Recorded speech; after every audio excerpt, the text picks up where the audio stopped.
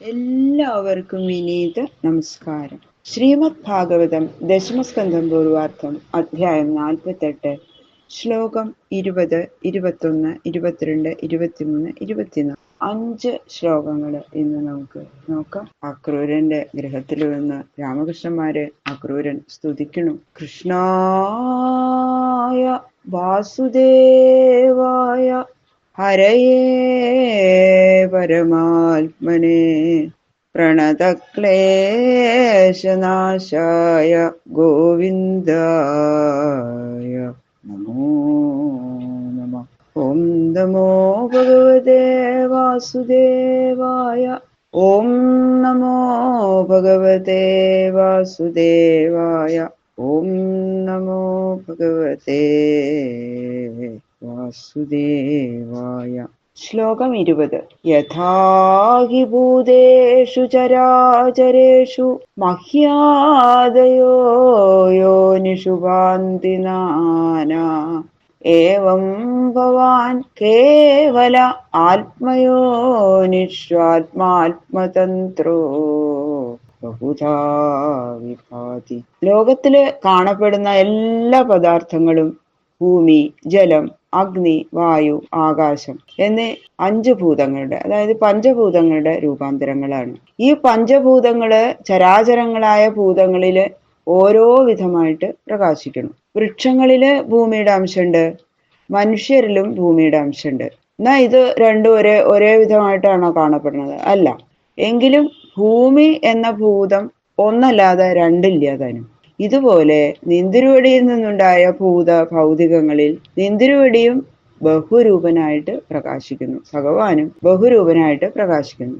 എന്നാൽ അവയിൽ കാണപ്പെടുന്ന വികാരം ഭഗവാനെ അവിടുത്തെ ബാധിക്കുന്നില്ലാത്തത് കൊണ്ട് അങ്ങ് സ്വതന്ത്രനും ശുദ്ധനുമാകുന്നു. സൃജസ്യധോലുംബസി പാസി വിശ്വം രജസ്തമസത്വഗുണേ സ്വശക്തിഭി നബധ്യസേ ത്വൽഗുണകർമ്മഭിർവാ ജ്ഞാനാത്മനസ്തേ ക്വച ബന്ധഹേതു. നിന്തിരുവടിയുടെ ശക്തികളായ രജോ ഗുണം കൊണ്ട് അങ്ങ് ലോകത്തെ സൃഷ്ടിക്കുന്നു, സത്വഗുണം കൊണ്ട് രക്ഷിക്കുന്നു, തമോ ഗുണം കൊണ്ട് സംഹരിക്കുന്നു. ഈ ഗുണങ്ങളും കർമ്മങ്ങളും എന്നാ അങ്ങയെ ബാധിക്കണമില്ല. ബന്ധം അജ്ഞാന നിമിത്തം ഉണ്ടാകുന്നതാണ്. നിന്തിരുവേടിയുടെ സ്വരൂപം തന്നെ ജ്ഞാനമായിരിക്കുന്നതിനാൽ അങ്ങയ്ക്ക് ബന്ധം ഭവിക്കുന്നില്ല.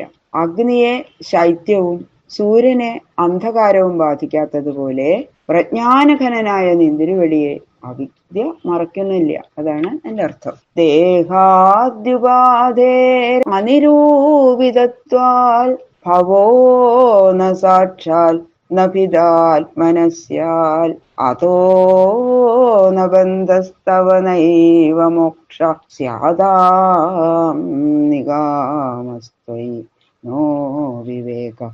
അവിദ്യ, വിദ്യ എന്ന 2 രൂപം മായയ്ക്കുള്ളതിൽ അവിദ്യയാകുന്ന ഉപാധിയോടുകൂടിയ ജീവാത്മാവിന് തന്നെ പരമാർത്ഥത്തില് ബന്ധമില്ല.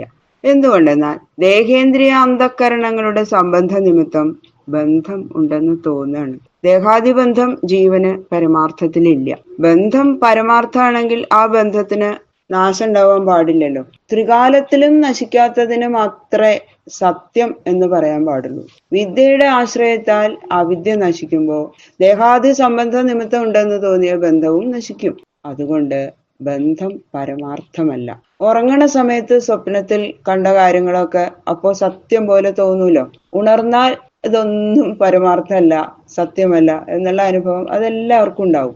ഇതുപോലെ അജ്ഞാനാവസ്ഥയിൽ ഉണ്ടെന്ന് തോന്നിയ ദേഹാദി സംബന്ധം ജ്ഞാനാവസ്ഥയിൽ ഇല്ലെന്ന് അനുഭവപ്പെടുന്നത് കൊണ്ട് ജീവന്റെ ദേഹബന്ധം നശിക്കണതാണ്. എന്നാ വ്യവഹാര ദശയില് ഉണ്ടെന്ന് തോന്നേണ്ടത് കൊണ്ട് അത് അസത്യമാണെന്ന് പറയാനും പറ്റില്ല.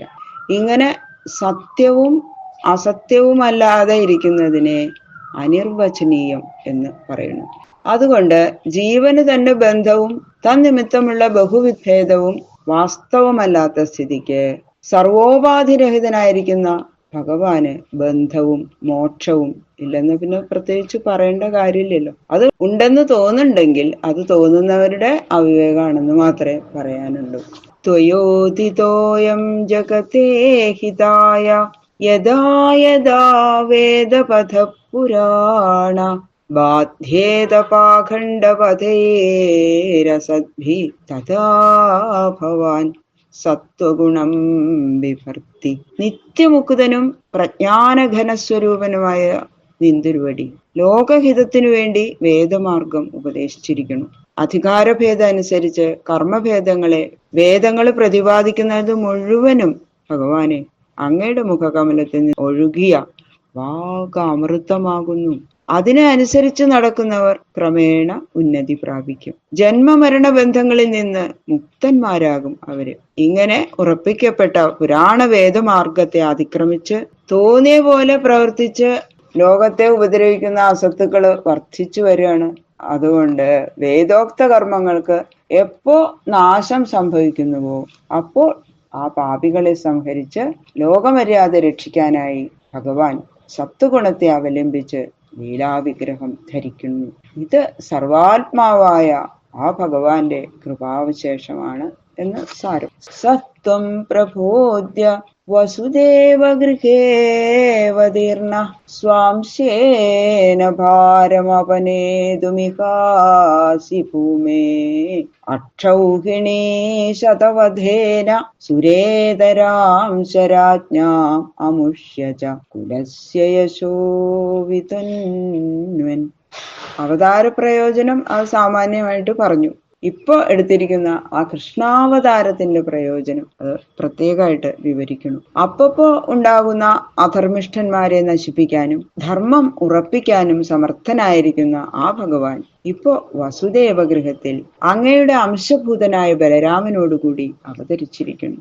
ഇപ്പോ ലോകത്തിലുള്ള രാജാക്കന്മാരിൽ അധികവും ആസുരഗുണം തികഞ്ഞവരാണ്. അവരുടെ 100 അക്ഷൗഹിണിപ്പടയെയും അവരെയും സംഹരിച്ച് സാധുക്കളെ അവരിൽ നിന്ന് രക്ഷിക്കാനും ഈ യാദവകുലത്തിന് ഭഗവാൻ അവിടുത്തെ സംബന്ധ നിമിത്തം കീർത്തി വർദ്ധിപ്പിക്കാനുമാണ് പ്രത്യേകമായിട്ട് അവതരിച്ചിരിക്കുന്നത് എന്ന് ഈ ശ്ലോകത്തില് ശ്രീകൃഷ്ണ അവതാരത്തിന്റെ പ്രയോജനം പ്രത്യേകം പറയുന്നു.